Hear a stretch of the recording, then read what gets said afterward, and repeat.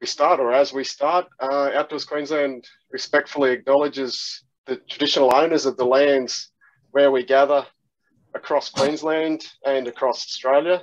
We pay respect to elders past, present and emerging, and acknowledge the important roles that Aboriginal and Torres Strait Islander peoples play on land, sky and waterways used for outdoor activities. And I'd like to welcome any First Nations peoples who might be joining us today.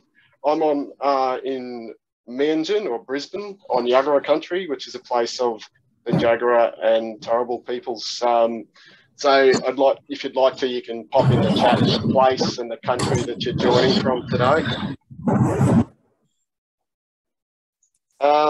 We also acknowledge the funding provided by the Queensland Government to support outdoor activities right across Queensland, and acknowledge the work that various government departments and ministers do and have done regarding outdoor activities for a long time, but that includes Sport and Rec, who are within the Department of Tourism, Innovation and Sport. And we receive funding from Sport and Rec to act as the industry peak body for the outdoors, and we do acknowledge that support as well.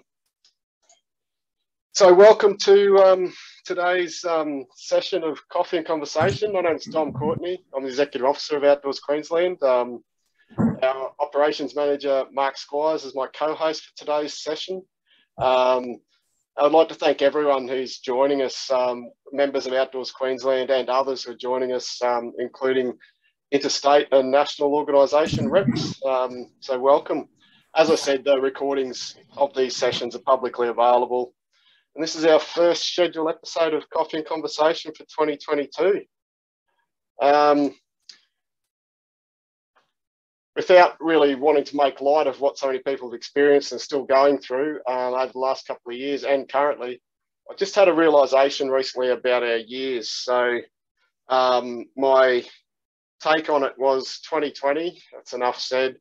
2021 spells out that 2022 won. 2022 looks like 2020 as well. And I'm hoping that 2023 is actually 2023. So maybe that's just me, but that's my trying to put some sort of a light at the end of the tunnel for any of you, so, or for all of us. So that's my take on that one without trying to make light of it. Our agenda today, very much about COVID requirements and discussing the effects for outdoor operators of public health directions. Most of our session will be about the COVID-19 operating rules and what it means for us. But before we get into COVID, I've just got a few opportunities that are relevant to the outdoors that I just wanted to flag, and then we'll get into it. And we do have a couple of special guests, which is great. Funding opportunities, you may be already aware, and we've promoted this and we will keep promoting it, the Gambling Community Benefit Fund. It's Queensland's largest one-off community grants program. The funding program's changed this year, and they've got a super round with grants of up to $100,000 available. So please check their website for details around availability, and we'd be pleased to provide letters of support for our financial members, and that's a benefit of membership of Outdoors Queensland. If your organisation needs a letter of support, please get in early, provide us with the description and details of the proposed project. Please don't leave it to the last minute, because I imagine there'll be quite a few people applying for these. So if you want to do that, if you want a letter of support, please just contact us. You can either send it to admin@outdoorsqueensland.com.au or straight to me through eo@outdoorsqueensland.com.au. So yeah, please get in touch if you do need a letter of support on that one. And Mark's just shared that link in the chat. The other one, the Sport and Recreation Disaster Recovery Program, is open at the moment. It's about supporting non-profit sport and rec organisations with funding. It's about re-establishing facilities and activities after extreme natural events. So it was activated for Queensland communities affected by heavy rainfall and flooding in different areas across Queensland. Please just check the list on the website. It's quite a large number of areas that have had that are currently activated. And that level 1 funding is up to $5,000 to assist in the immediate cleanup efforts. So, and check the guidelines. It's really recommend that for anyone who is in one of those communities that's been so, affected by those natural disasters. And the third one there is the Fair Play vouchers. Round 6 opened this week. It's about providing eligible Queensland children and young people between 5 and 17 who can least afford to join a sport or rec club with voucher valued up to $150. Can be used towards cost of membership, participation, or registration fees for eligible activities. So yeah, if you want to check that out as well, check out the Fair Play round, and that's just opened. Tiani, did you want to add any detail on either of the Sport and Rec Disaster Recovery Program or the Fair Play vouchers? I think you covered the disaster recovery program beautifully, Dom. Just with the Fair Play vouchers, there is a specific website for how to register as an activity provider. If that's of information of benefit, I can put that direct link in the chat as well. Oh, thanks, Tiani. That'd be great. Yeah, Mark's just popped the generic Fair Play link there, but yeah, if you want to put the provider one too, that'd be really good. And you can, I think you can register, I think it's on the website, you can register as a provider at any time as well, can't you?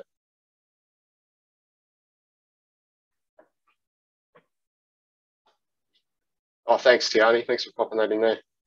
All right, moving right along, and these ones, a couple of things I just wanted to flag.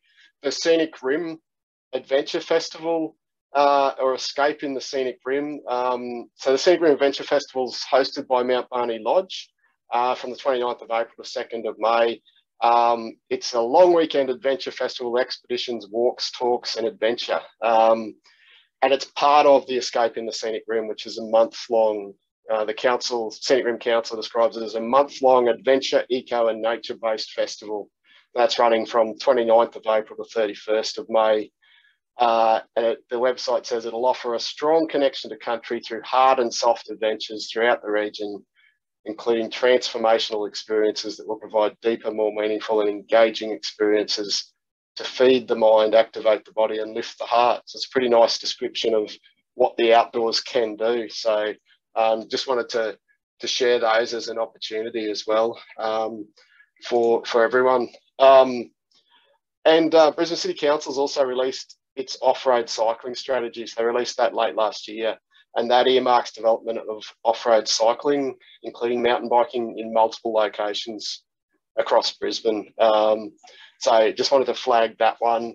That's been released now, which is great and good to see. So, and the last dot point on that slide there was about the Great Getaways Queensland. So we received funding through Sport and Rec through the Active Kit program to deliver the Great Getaways Queensland, which is aimed at outdoor activities for older Queenslanders. It's a program that the Australian Camps Association has been running in Victoria for quite a while. We talked about it a few times last year. I just wanted to acknowledge that we have received that funding from Queensland Government and Health and Wellbeing Queensland, but and we're still running those programs. We're looking at possible tweaks to make sure that we can deliver that as a participation activity. If, as an organisation, Mark's been contacting, if you're interested in providing some of those services and working with us on the Great Getaways Queensland, please let us know. And also, if you know anyone who you think might be interested in actually participating, I'm more than happy for you to let them know about it as well. Sorry, I should have said earlier, if there's any questions as we go along, please sing out. I will get through some of this a little bit quickly, but when we get into the question and answer area, a couple of consultation opportunities. Department of Environment and Science currently have consultation underway about possible establishment of an independent environmental protection agency for Queensland. So they want to understand the views and needs of the community and stakeholders about the future of environmental regulation in Queensland. Their community survey closes Sunday the 6th of February. So just got a couple of weeks to do that one if you're interested in that. There's also consultation underway on the Currumbin Eco Parkland. So it's a 148 hectare site on the southern Gold Coast. And their website says it's going to create one of the largest parks in Australia. And again, they're seeking community feedback on what that might look like, which includes also opportunities, obviously, for outdoor recreation, outdoor education, adventure tourism, and I think potentially adventure therapy. So it's a really interesting project that they're looking at there. So just wanted to bring that to everyone's attention. And Mark's been sharing links to these ones in the chat, which will also be sent out to you. And just quickly, before we get on to everyone's favourite topic, this one's a really important one. The Savannah Guides is offering the Australian Institute of Aboriginal and Torres Strait Islander Studies online course, which is the core cultural heritage course. And it's about strengthening cultural capability of organisations and workers. So Savannah Guides is an Outdoors Queensland member. They've organised that course with AOTSIS, and several of the Outdoors Queensland staff have done the course.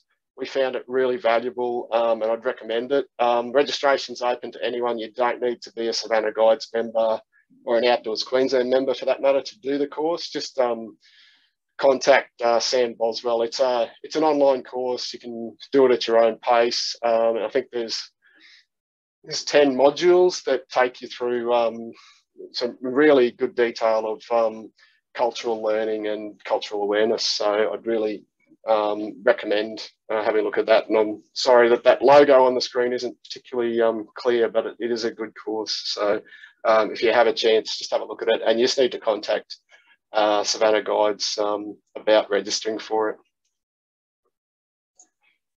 COVID-19 protocols and requirements. So I think we'll probably dedicate the rest of our session today on COVID protocols, requirements, particularly regarding the effects and impacts for outdoor operators of the public health directions.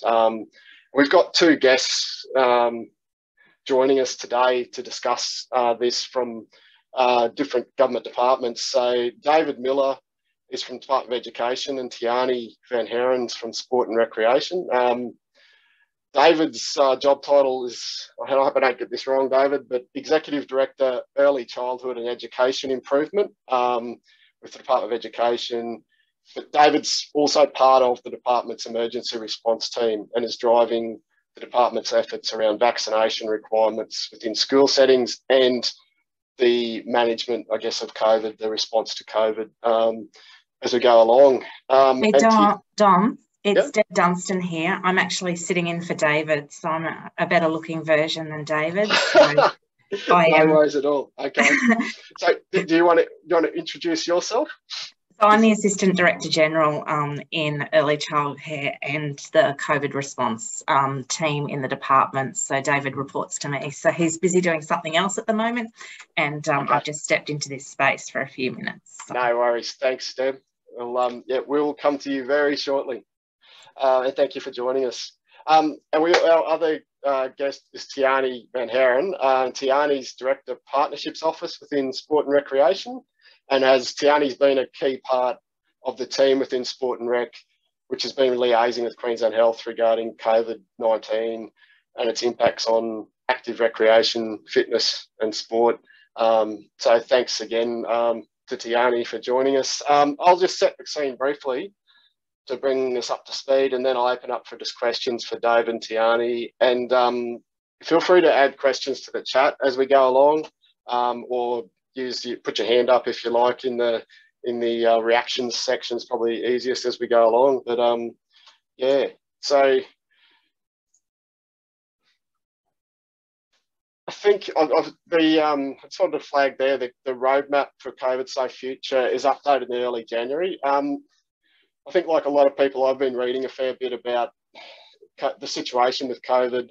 And I read an article on the ABC News website recently where the writer made a point that we're in the process of managing a transition to the so-called living with COVID new world. And they highlighted that the challenge for this, for everyone, is to find the right settings on a spectrum of choices. And that sort of cut through for me. I think it's going to be now about some decisions will still be made for us by government, the high-level decisions, but other choices are going to be up to organisations and individuals at a local level. So I think part of this is making use of available information and advice and applying it to our own environments. And I think that's going to be a key part of where we get to over the next little while. I want to highlight that new normal, which is along the bottom of the roadmap for Queensland, and I know it's in use widely. The physical distancing, mask wearing, hand hygiene, staying home when sick, the Check In Queensland app, the vaccination and the testing.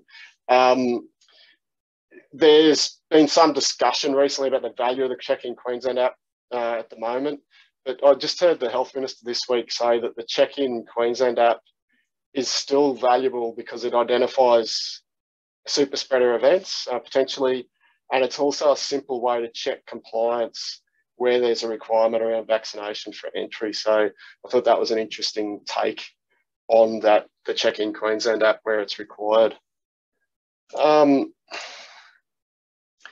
This, on the 10th of January, this is a new direction that was issued regarding diagnosed cases of COVID-19 and management of close contacts. So it actually specifies requirements that apply to individuals who've received a positive diagnosis and who are close contacts. And that talks about household members of a diagnosed person or who've had household-like contact for more than 4 hours in a house, other accommodation, and similar settings. That direction also provides rules for critically essential workers in part 3 of it, and it's quite strictly defined in the direction. So critical industries includes education, but the definition only covers roles that must continue to be performed to prevent an immediate risk of death or serious injury to a person or prevent serious harm, and it says social, economic or physical in the community. So it's pretty tightly defined as far as those things if you're a close contact and what that means as a critically essential worker. And that there was a bit of media attention given to that. I just sort of, there's a couple of questions in the chat or comments. Andrew just said, key question the industry needs is it intended for school camps to resume with school on the 7th of 2nd? So coming right to that section, and might really, I think this is probably an opportunity to for Deb, if you're happy to take questions as we go along on these things, that'd be really great. So I've highlighted there on the slide there about the vaccination requirements for workers in high risk setting direction. So this was released on the 11th of December, hasn't been updated since then. It does set out that the public health direction applies to workers in a high risk setting in public, private and non-government sectors, and identifies vaccination related requirements for workers, employers and responsible persons in high risk settings. And in high risk settings, it specifically includes education, so early childhood, primary and secondary educational settings, including schools and outdoor education facilities. So we discussed that in our last session last year. And I guess, Deb, if you're happy to, if you could give us any guidance in relation to school camps as far as, outdoor education facilities being included as that high risk settings, but is there any question on whether school camps will actually resume for the Department of Education schools when school does resume? Yeah, thanks, Dom. And I think you've, laid out the background really well. We have communicated with principals that school camps are on in term 1, subject to, of course, everyone being well and the right risks put in. So I think that's great news for the sector. We too are passionately wanting to see us move forward. So this isn't like last year. And the delay to the school year was, predominantly around workforce and the peak, and knowing with discussions with the Chief Health Officer that about the same time school would return was going to be the peak for Queensland, and managing our workforce and the number of people that would be, isolating or have COVID at that point would make school starting problematic. So the delay was about that. It's not so much about, the COVID wave or the health. We're all now double vaccinated. We've got really good processes in schools. And I like to think of it, and I think a great way for the outdoor ed sector to think about it is the way we were operating in term 4 is where we want to try and pick up from as much as possible in term 1, and that is back to, you know, COVID normal business, and seeing schools and children out and about and accessing that. So our outdoor ed centres are preparing to open and take bookings as they would have, and to have school camps. We are still clarifying, of course, they will be seen as a residential facility. So should a student or a staff member contract COVID whilst on camp, the group of students in that residential facility would then be considered at this stage. It does change all the time, as we're seeing, and relaxes more and more as we continue to move forward. But they would need to go into 7 days at home. So the cohorting and groupings at camp are probably the bit to consider, and how much of that you can keep, you know, so that the whole camp doesn't get affected, but in the way that, you know, certainly our little people on school camps mix and mingle, it's highly likely that that would affect a whole camp. So we are looking at how we do that and how we continue to support, but absolute intention to open. There has been some conversation, as you'd be aware, about rapid antigen tests. So, you know, that may be a solution, but of course that is a really tricky problem at the moment because there just isn't the supply of. So having students well before they go to camp, yes. I think I just saw a question in the chat box. Does that mean sleeping arrangements? Yes. So school camps at night are classified like a household, as in a residential setting for the duration of that camp. And should a student or staff member contract COVID and test positive, then that group of students in that residential, so where we've got cabins and things, it's clearly the cabin, and if it's 4 hours or more in a dining room setting, then that would also be included. That's the current advice. We're very agile, I think so is Queensland Health and the Chief Health Officer, and that does continue to change as well. Terrific, Deb. Thank you for that. I mean, it's great to get that confirmation, I suppose, in relation to the Education Department's take on outdoor education. I mean, we know you're committed to it. You run multiple sites, environmental and outdoor ed centres across the state, and there's a reason for that. And it's actually really good to have that confirmation as far as the certainty for all of the operators across the state and all of the workers in those centres. So thank you very much for that, Deb. Just checking the chat here. There's one, would a shared tent be a residential facility? We've actually discussed that quite a while back on where the tents fit in, and even on where does journey-based or expedition-based outdoor ed, how does that work? And I guess that's a question as well, is that, you know, into it as an outdoor ed facility, you know, and I guess it's really about the risk management as far as if you have COVID, if someone is diagnosed with COVID or COVID-like symptoms, what do you do with other people who've been in the same tent as them? Do you have any comment on that one, Deb, or is it something everyone needs to work out in their local environment? Yeah, I think case by case and work it out. I would think, you know, if you shared a tent with someone, that's like sharing a bedroom. I would think that's a close contact. I think those children and families would want to know that their child had been, you know, in a close contact arrangement. Outdoor exhibitions where students are 1.5 metres apart and sleep all over the field might be a different conversation. So I think, and I liked the way that you kind of said it, that, you know, each setting is looking at their own risk-based approach as well. But I think the intent here is that COVID is still spreading really quickly. Children and staff, you know, whether they live and work in close proximity, which is in school camps, are seen just like they would be in a residential arrangement, not dissimilar to boarding schools. So it's the same commentary that's going in boarding schools. The whole boarding dorm at this stage is then down and out if someone gets COVID. So it's quite consistent with the health advice. I would just say that it's continually being renewed, refreshed, and continues to change. I think we've already seen hints about, is it 7 days isolation or could we relax that to 5? So I think we can see the roadmap is it's going to be less and less. How we're operating in term 4 is probably my best guide to what I think term 1 is actually going to look like. Thanks, Deb. Right.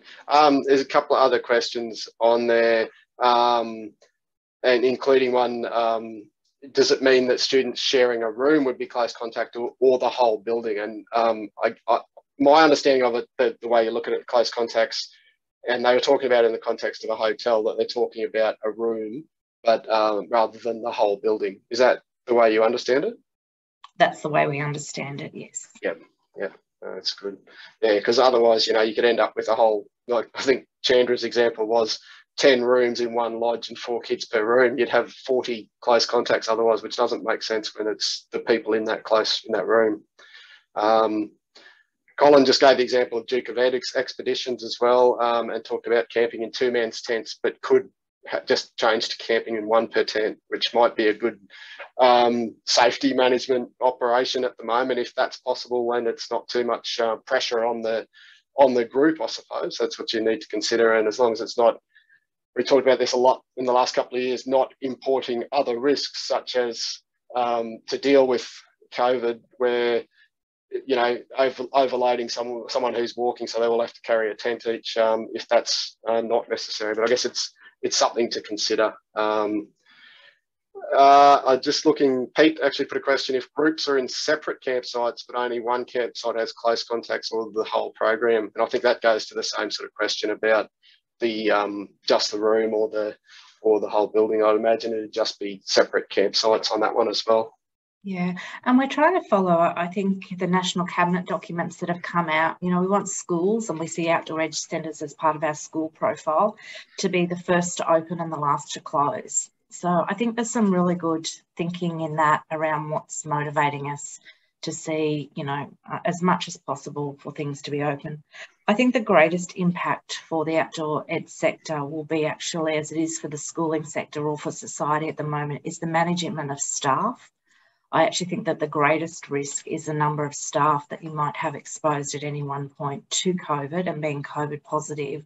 And if anything is going to cause a centre or a site to close, I suspect it's actually going to be because of staffing and the ability to have staff. So that staff management, I think if we can continue to remember at the moment that this is, you know, it's tricky to manage the number of people that are going to test positive to COVID. And I would be doing some risk planning in each of your settings around what's our staff plan around how we can remain open for as long as possible, and that you could well be finding yourself shortening programs or limiting numbers, not due to students having COVID, actually due to your own staffing, workforce planning, business model, and how you continue to keep that open. But that's a real challenge, as it is for all industry areas, from Woolworths to Coles to health to schools. Yeah, thanks very much, Deb. And I think that's a really good point about, you know, I guess that's why we have that on the screen there, the COVID vaccination requirements for workers, but where it's also about the management of workers if they are unavailable for work, either because they've tested positive or have symptoms, or also the close contact situation where they're out of action for 5 days or a week or whatever it becomes as we move ahead. So thank you for that. That's a really good point. We have put in our frequently asked questions on the website that school camps can proceed. So there is some communication continuing to be uploaded as we progress to the start of school. So I could see some questions in the chat there about, you know, will we come out with a strong statement? Yes, we have, and we will continue to update that. Excellent. Thank you for that. Yeah, I had some correspondence with David about that one too. So thank you very much for actioning that. Andrew's mentioned the zone system, and I think that's, you know, if venues are hosting multiple schools, and we did this right from the start in what seems a lifetime ago, our industry plan had zones within centres when you had different schools at a large outdoor ed camp, where we set up zones, and some of the bigger centres would have groups so they'd never mingle. And maybe it is a good time to revisit that and reintroduce those zones for some of the larger centres. And again, that'll probably be centre by centre, I'd imagine, to prevent cross-mingling between students from different schools. It might also reassure the schools, the clients, that you're doing everything possible to manage that side of things. But really the focus seems to be on that household-like environment, the accommodation part of it, as far as rather than the incidental contact between people. But I guess it's everything you can do to minimise the risk, which is reasonable. And the zoning is probably a great solution for some of your considerations around your own staffing models, I would suspect, more so than the confidence about going to camp. Yeah, that's a great point. That you know, it may be that if some of your staff don't need to come in contact with each other, then that's probably a really good opportunity as far as removing the chance of people being unavailable for work as a close contact. I just saw a question from David. If COVID-19 symptoms appear with students while on camp, are rapid antigen tests not considered part of the first aid kit? And if so, who's paying or responsible for sourcing them, given current lack of supply? Which is that lack of supply is certainly a problem. I guess that it's up to every organisation to provide a safe workplace, but at the moment, you can only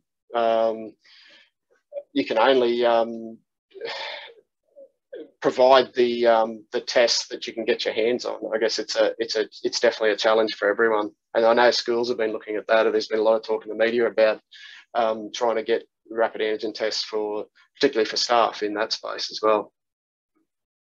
And I can probably make a comment on rapid antigen tests. There's still a lot of work being done and a lot of modelling being done. Outdoor education facilities are in our thinking about rapid antigen tests.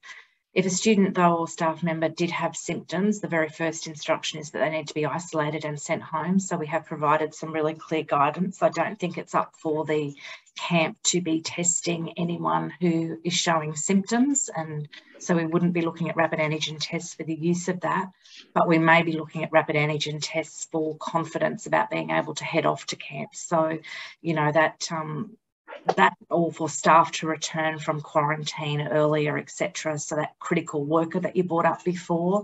But certainly there's been no conversation about them being used as part of a first aid test. If a student or staff member was unwell and had COVID-like symptoms, the instruction was for them to be isolated and to be picked up from camp and head home as soon as possible. Yeah, so it's that same message of just assume that it is COVID if someone has COVID. Yes. Symptoms that could be, so just play on the side of caution, as I think outdoors people tend to do in all sorts of situations. So it's something that, and I've said this multiple times, but outdoor operators are actually really good at risk management, safety management, because we have to be. So it's one of the things that when all of this came along and we had to do these COVID risk management plans, it was like, oh yeah, let's just update our risk management plan to include the COVID stuff once we wrap our heads around what it all means. And we're still wrapping our heads around it, but it's not risk management is not a stranger to us, I think is a fair point.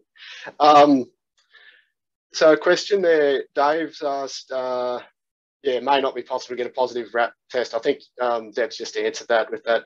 If they're showing symptoms, we just assume it's COVID and follow protocols on that.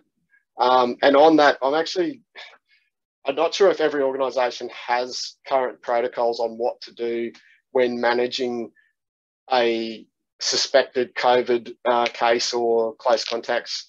And I'm actually looking at developing just a draft template that you might be able to adapt for your own operating environment. It won't be here's the War and Peace from me. It'd be here's a template. If you want to use this to implement that for your operating environment, you're welcome to it. So I'm looking at getting that done and getting some comments or some feedback from some people on that, and then sending it out if people would like a copy of that. So we'll probably put it on our website. So I haven't actually written it yet, but I've had my thinking cap on, which you can see has worn away some of the hair that was remaining. But I'll get that out too. So if people are interested in that, we'll make sure we circulate that as well.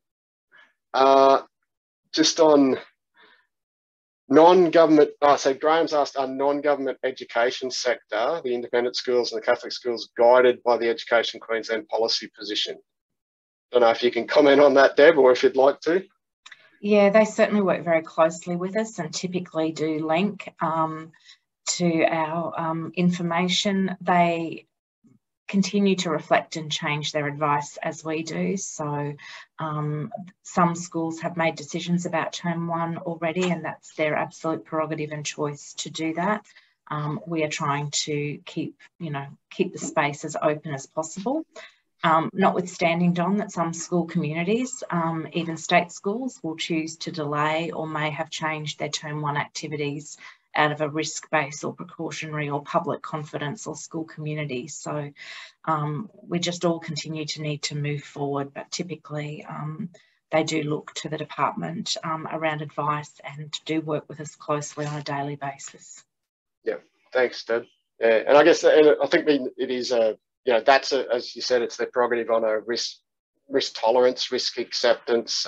Partly, I think it's partly for us as an industry and as businesses to show a lot of your clients, the schools, that we are taking the right steps, we're taking the right measures, have the right protocols in place to ensure that we can deliver these services in a safe manner, but also the benefits that are associated with them, to make sure that school camp's not just forgotten, that the benefits as far as the fact that it is learning, linked directly to the curriculum, but also the social connection with the schools. So one of the reasons a lot of schools do leadership camps, and also, a lot of the year 7 camps now are about actually the group of kids gelling, and also the teachers. So I think there is still that benefit, and maybe that's something that we need to get better at individually to present to the schools. But also there are going to be times where schools do cancel a camp or postpone a camp if they can,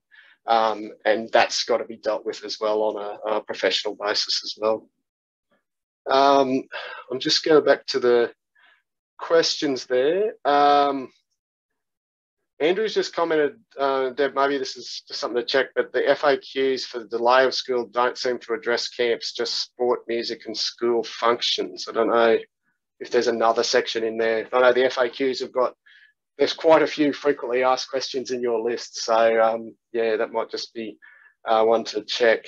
And then, so going back to the Catholic education, Andrew's put a comment there that Brisbane Catholic Education have advised no camps in term 1. So some Catholic education schools have advised that, which could present problems. So, Adrian's question there about, would close contacts, would we just monitor for symptoms until the test is confirmed positive? I think that's until the suspected COVID case. Is that an appropriate approach to the close contact situation? So the rest of the people who've been in the same room with someone who developed symptoms, I'm guessing, is the question there, Adrian? Yeah, that was correct, mate. It was, when we're talking about, people displaying symptoms of COVID. Previously. Yeah. I think, Deb, did you want to comment on that? Does that seem like a reasonable approach to you? My understanding from health is that if they're in the same room, they're a close contact, so they're all immediately going into isolation for 7 days. So we wouldn't really need to be monitoring, because if someone has tested positive in a cabin, that entire cabin is going home and isolating for 7 days. Okay, so if they're a designated close contact under that, I'll slide this one, this one here, the isolation direction. So if they're designated as a close contact under that, then they have to follow the direction that it is in that direction. So I just said the direction 3 times, I think. Yeah. But that part of that is that they have to isolate and monitor for symptoms for 7 days. Yeah, so Dom, I suppose my point is that if someone does display symptoms and they're being isolated and taken home, so at that point in time, the people that were sharing that cabin are not necessarily close contacts until the test has been confirmed. So it's more what would educationally do in that. Yeah, that's correct. Yeah. Yeah, so they haven't shared a contact. Okay, sorry, Kev. Yeah, if they haven't, while you're waiting to test, but the moment that test comes back positive, then you would enact your next plan, which would be to send that remaining cabin home, etc. but we wouldn't do that until we'd received the positive test. Okay, thank you. And thanks, that's a good question, and thank you for the clarification. Adrian, sorry, Dom. Go, Tiani. Peter just put in the chat that they might not come through till camp is finished, and that's true. But I would think that in all of those situations, the school would have the records as well, and they'd be able to help manage that. Yeah, that's a great point, Tiana. They're in the advice that we're going to give schools shortly and that Queensland Health have done.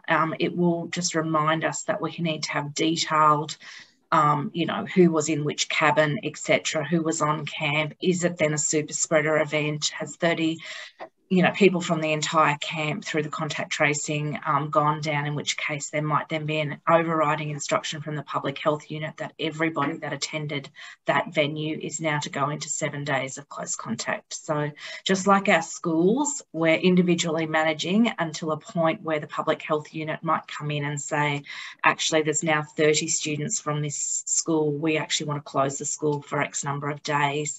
That could well apply to an outdoor ed setting in the same way that it could apply to a school. Yep.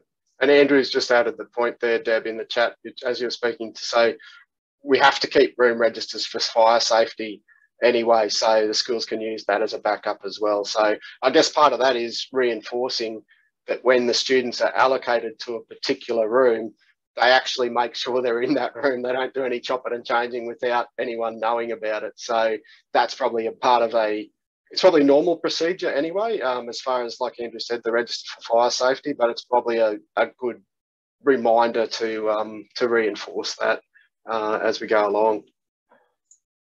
I mean, we've got I just wanted to flag again now, you know, supporting vaccination against COVID, encouraging everyone to get vaccinated and boosted is the other part of that. So, or as they're now starting to say, the third dose of the vaccination. Just wanted to flag that, and obviously that is mandatory for workers in the high risk settings now. Anyway, there's still the information from the Fair Work Ombudsman, and that's quite relevant, but it is important for employers who aren't under that mandate. There's still you can impose a mandate on vaccination, even if it hasn't been imposed by the Chief Health Officer, but you probably should seek legal advice before you go too far down that route, I would suggest, and have suggested previously.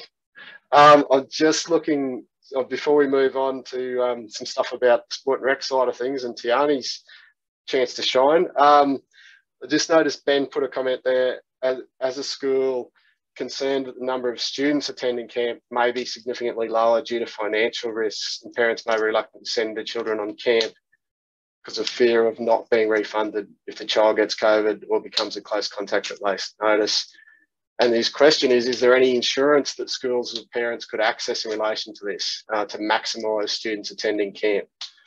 I'm not sure on that one, Ben. Does anyone have a comment on that, or what it might look like as far as trying to encourage attendance? Dom,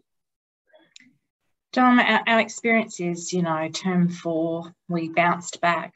Let's hope that we bounce forward in this space as well. There isn't any insurance from a department point of view, but there was high public confidence. People want to get back to normal. Kids want to go to camp. The sun's shining. We've been lucky in Queensland. We've been out and about. I'm, you know, hopeful and confident that we'll bounce through this bubble and be back to where we were in not too long at all. But I do need to go to another meeting, so I was just going to sign off if that's all right now. I'm very happy to connect, or David, at your next meeting if you want to get together. We're always happy to provide the information that we know. It does change on a daily basis. So I just do need to say that, you know, Queensland Health and the department continue to work. We will have more information out next week and continue to refresh what happens. So thanks for the opportunity today, and let's thanks very much, Deb. Yeah, and really appreciate you joining us. So thank you for that, and thank David as well for the information he's provided us. So really appreciate it, and there's heaps of thanks in the chat right now for you. So thank you very much, and have a great rest of your day. Okay, talk to you later. Bye. It's a really interesting point Deb made there about resilience. I think, you know, people talk about resilience as bouncing back, but it's really, you know, it's about bouncing forward as well and coming back from a situation. So, yeah, it was great to have Deb join us. Tiani, I wanted to flag the information that was released at the end of last year in relation to sport and rec generally. And I guess the middle section of this table is the most relevant bit for our discussion as far as outdoor venues, activities and events. I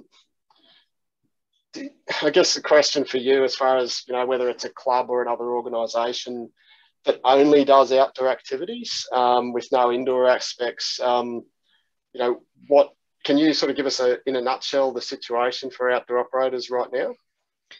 Sure, thanks Dom, and thanks for the opportunity to come and speak with yourself and all of the stakeholders on the line. I guess, so the COVID policy position has changed significantly in the last couple of months really, and for, in general purposes, for outdoor activities, there's essentially no health direction to abide by.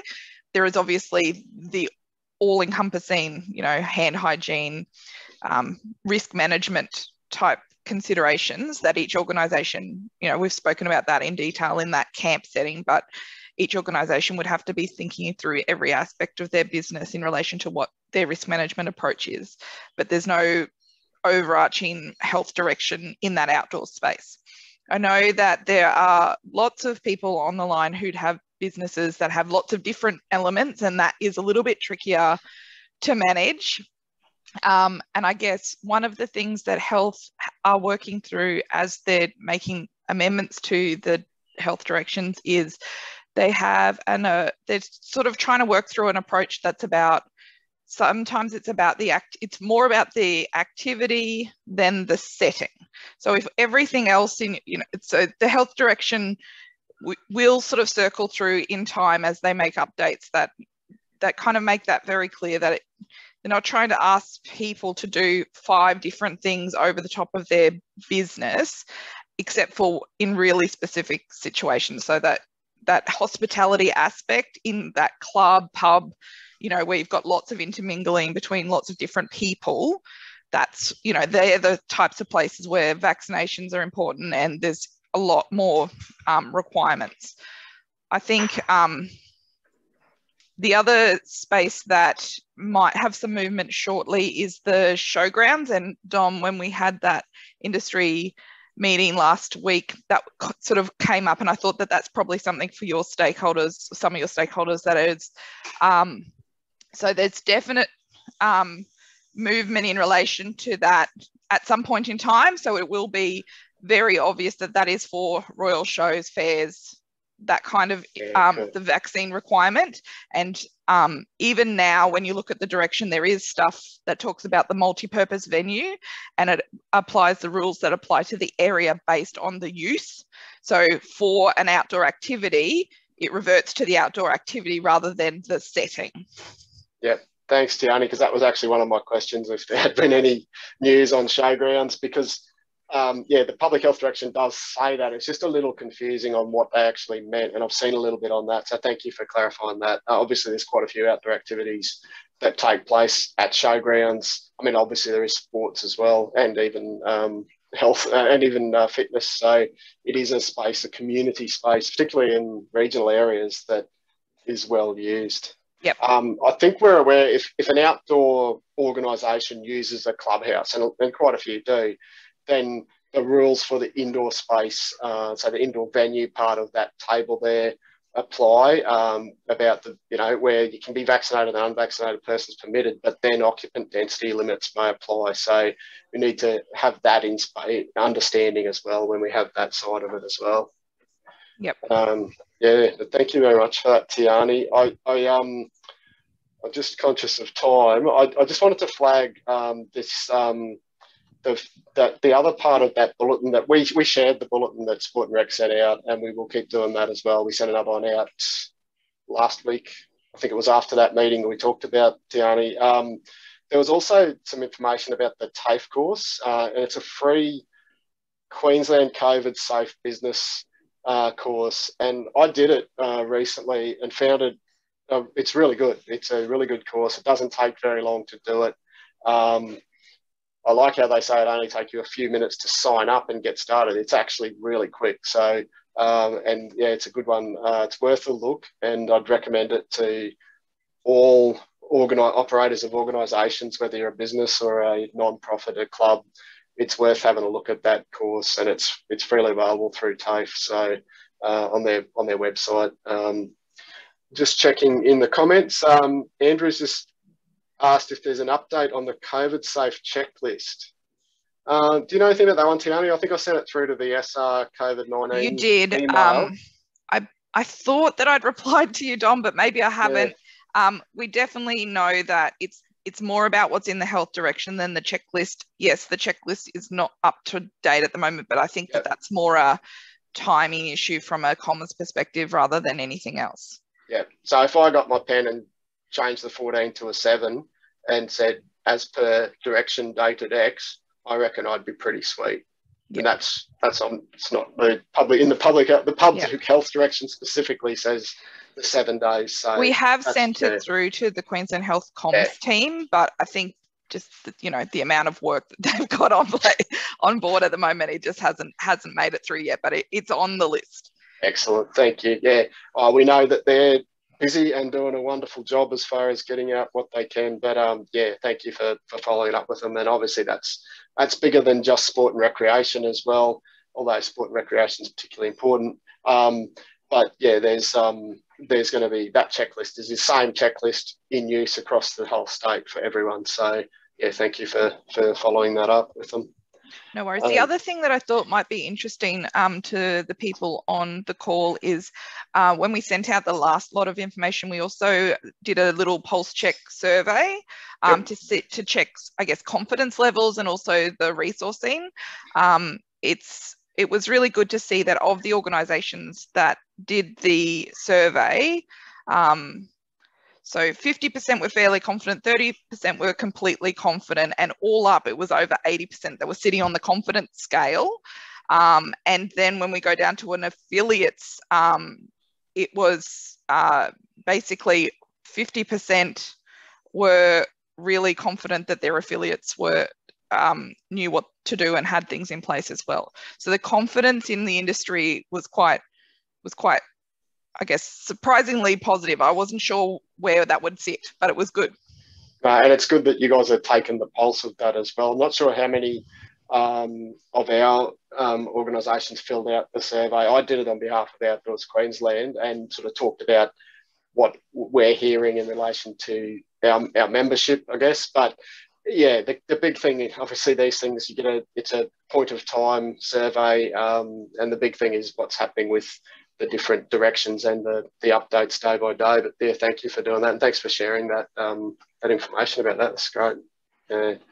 Well, I remember we did a poll way back in early 2020 about confidence levels, and maybe it's time to redo one of them. Maybe we'll do it on the 2nd year anniversary of that first one and see what it looks like as far as confidence level in our organisations and continuing to deliver the valuable programs that so many people are delivering. And yeah, it's really good to have that bit of intel on that. The other one I just wanted to flag about that signage about requirements. I think everyone's probably onto it now, but there may be some organisations, if you haven't been running holiday programs, that sort of thing, there is signage regarding the vaccination that's on the government website. So it's worth getting that if you can, and just displaying it somewhere in the venue as so it gives people an understanding of what the requirements are for a particular premises. And as Tiani said, it can be different if you have multiple different activities within one venue. I just wanted to flag too about the adventure tourism side of things. The tourism experiences are specifically included, so only fully vaccinated visitors and staff, it says all people with medical contraindication, are permitted to enter and remain at tourism experiences which is under the outdoor entertainment activities in the public health and social measures linked to vaccination direction. And then it says national parks are, and public gardens are not included in that. So a club could possibly conduct a bushwalk in a national park with vaccinated and unvaccinated volunteers and participants. But it seems that if an outdoor rec operator is providing a tourism experience in a national park, then it's expected that would be restricted to vaccinated persons only, since it's a tourism experience. So maybe this is getting back to what Tiani was talking about a little minute ago about the activities themselves, which might be a bit of a change. I'm not sure where that line gets drawn between tourism and outdoor recreation, and sometimes it's exactly the same activities just being done for a different reason. So it is still a little bit confusing, but there is a specific web page that gives guidance for tourism industry, or it's tourism and aviation industry, but for the tourism part of it. And QTIC, the Queensland Tourism Industry Councils, run a series of online industry forums, sessions focused on impacts for tourism operators, and those recordings are on their website. So I'd recommend checking those out. I've participated in a couple of them just to try to understand what's going on for adventure tourism operators. Yeah, there is some information out there. Just a couple other ones too. It's worth checking out some of this campaign of Be Kind at check-in time, there's signage, etc., and there's some support for small businesses about this new COVID normal situation. So it's worth checking out that government website for different organisations and see if there might be something to that you can take from that as well. Just, I guess, wanted to reinforce what we're doing for outdoor operators. You know, a large part of what we're doing is communicating with outdoor operators to ensure we understand the issues that are being faced. It's partly so we can communicate that with Tiani and her team and others within government. And we've been working really collaboratively through Sport and Rec and then to Queensland Health to highlight key issues and seek solutions too. So if you're facing an issue and you think there's a couple of different possible solutions, you want to understand that, or even you don't know what the solution is, but you have an idea, happy to have a conversation with you. And we've also been talking, particularly with the staff at Sport and Rec, about the different options that are there. So really happy if you have questions like that, please give us a call. As I've got on the screen there, we'll keep working with the other government departments. It was great to have Deb from Education Queensland join us today. And part of that is ensuring, that we're being considered in the decision-making process, and that you are being considered. We're also doing a little bit with traditional media. I did an interview on the ABC radio last week, which was nice. It was about 5 minutes, but it was just a chance to talk about outdoor activities. And, it's good to be able to present that positive part of what we do for the health and wellbeing of Queenslanders. So really happy to do that sort of thing. So really appreciate, Tiani, your time today. Thank you for joining us for the session. Really appreciate the advice that you've given us, and right throughout all of this too. The work that the department's done has been awesome. So thank you for that. Thank you, Dom. No worries. And as I said, thanks to Deb for joining us from the department. And thanks to everyone for joining us. I guess we've got a couple of minutes or a minute. Has anyone got any last burning questions? I just saw a couple of comments in there thanking for the session today, and a thanks to Tiani there. Yeah, it really is appreciated. So I guess another big thanks for coming. Our next session will be in February, because I can't believe January is almost over. Yeah, there's a lot of resources on our website. Mark's does awesome work on keeping that up to date. We also share stuff out through our social media channels. So yeah, next session, Friday, 4th of Feb. And I'd like to sign off with my little tagline of, please look after yourself, look after others, and look after our planet. Thanks for coming again today.